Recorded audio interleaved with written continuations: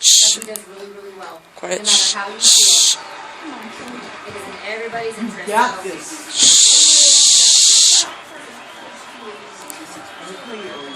Quiet.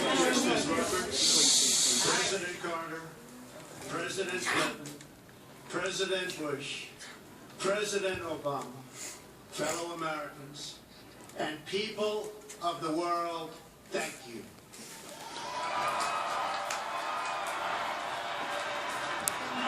We, the citizens of America, are now joined in a great national effort to rebuild our country and restore its promise for all of our people.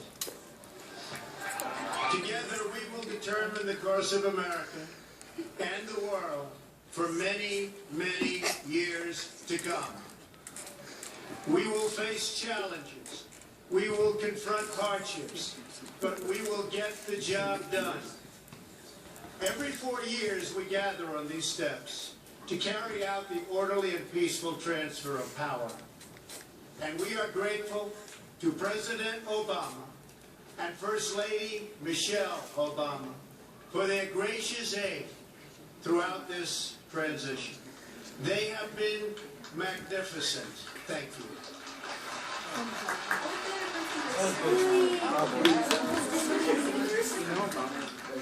Today's ceremony has very special meaning because today. Oh no! Calm We down. are transferring power from one administration to another, or from one party to another. But we are transferring power from Washington, D.C., and giving it back to you, the people.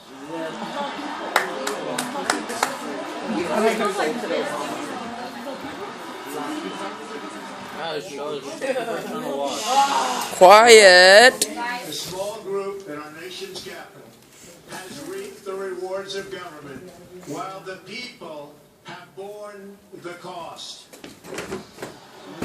Washington flourished, but the people did not share in its wealth. Politicians prospered, but the jobs left and the factories closed. The establishment protected itself, but not the citizens of our country. Their victories have not been your victories. Their triumphs have not been your triumphs. And while they celebrated in our nation's capital, there was little to celebrate for struggling families all across our land.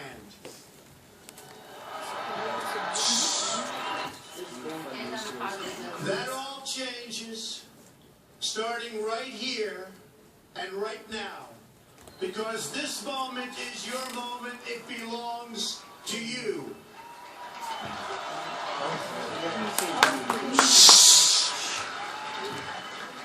It belongs to everyone gathered here today and everyone watching all across America. This is your day. This is your celebration. And this, the United States of America, is your country.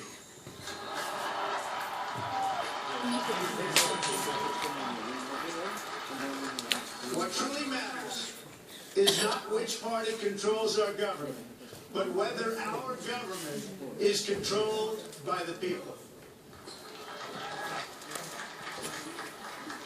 January 20th, 2017 will be remembered as the day the people became the rulers of this nation again.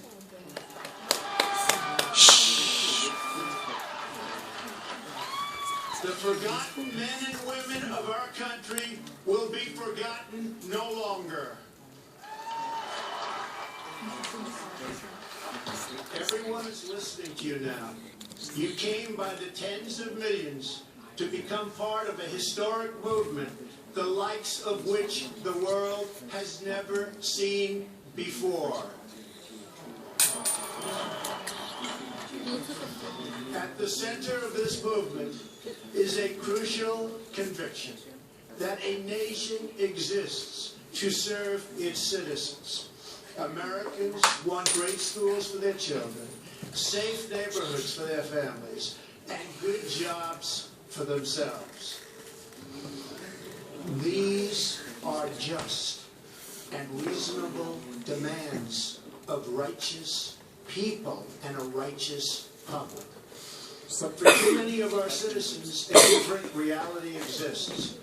Mothers and children trapped in poverty in our inner cities. Rusted out factories scattered like tombstones across the landscape of our nation. An education system flush with cash, but which leaves our young and beautiful students deprived of all knowledge. And the crime, and the gangs, and the drugs that have stolen too many lives and robbed our country of so much unrealized potential. This American carnage stops right here and stops right now.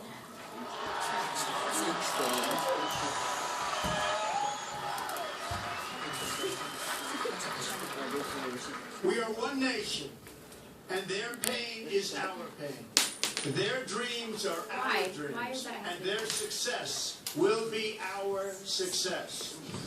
We share one heart, one home, and one glorious destiny. The oath of office I take today is an oath of allegiance to all Americans.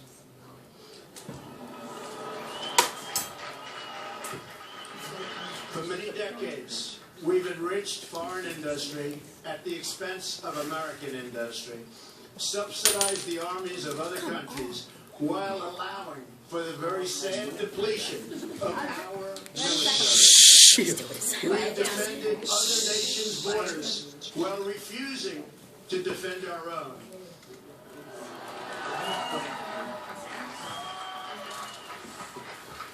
And spent trillions and trillions of dollars overseas while America's infrastructure has fallen into disrepair and decay. We've made other countries rich while the wealth, strength, and confidence of our country has dissipated over the horizon. One by one, the factories shuttered and left our shores with not even a thought about the millions of American workers that were left behind. The wealth of our middle class has been ripped from their homes and then redistributed all across the world. But that is the past. And now we are looking only to the future.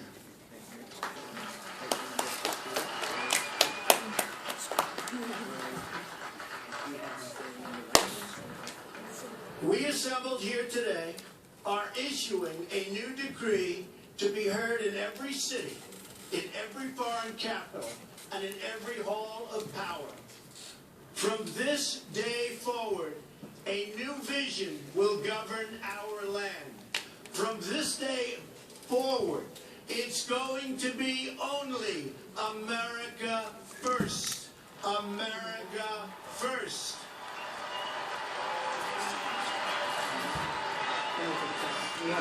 Every decision on trade, on taxes, on immigration, on foreign affairs will be made to benefit American workers and American families.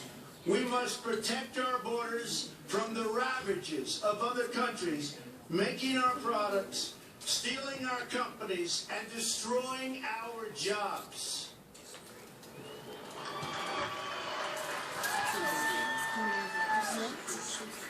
Protection will lead to great prosperity and strength. I will fight for you with every breath in my body, and I will